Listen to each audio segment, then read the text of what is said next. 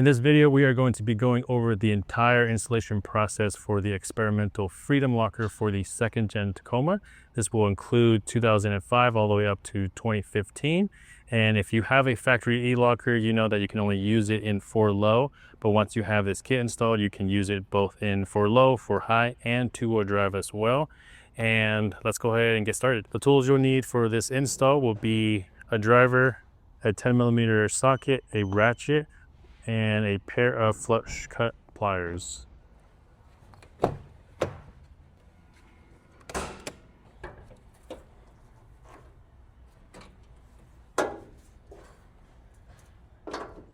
very first thing you want to do is just disconnect your battery, and I always just disconnect my negative one.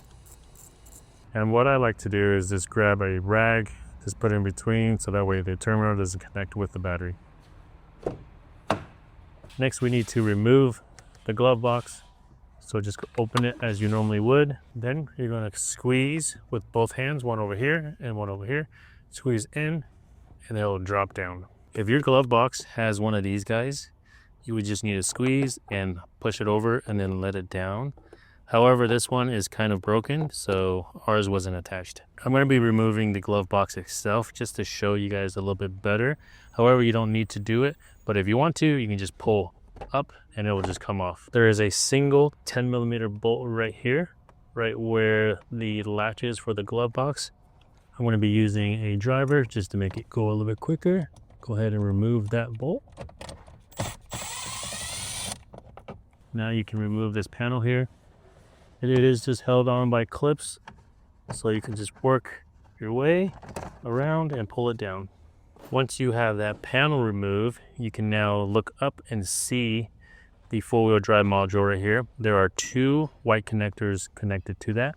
It is located right next to the latch right here. So this is the glove box latch. Just to the right of that, you'll see the 2 connectors. We are going to be removing the one that is closest to the front of the vehicle. However, on some models, the four-wheel drive module is flipped. So we just got to make sure that you are looking at the right connector. Now let's get the kit opened up so we can see what's inside the kit.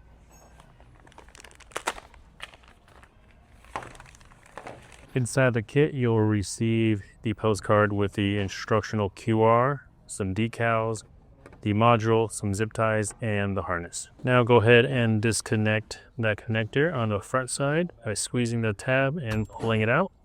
This is the connector that we will be looking at here. Take note of the colors that are on there. Now on the harness, there's going to be a female connector and a male connector, and then a flat one. That flat one is going to go on the actual module in the kit. What we're going to be looking for now is just the female side on the harness.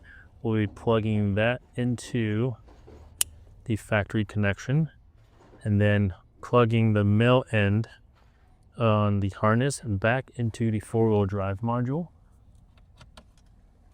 Once you have connected the new male connector back into the four-wheel drive module, you can tuck this away if you'd like, just over here, away it's up and out of the way.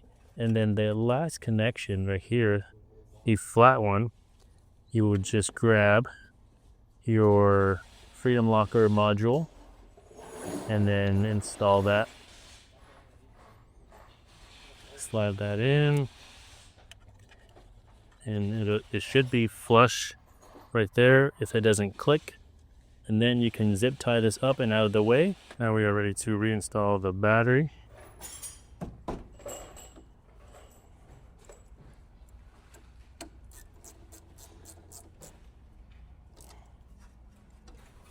Before we put everything back together, let's make sure the module actually works.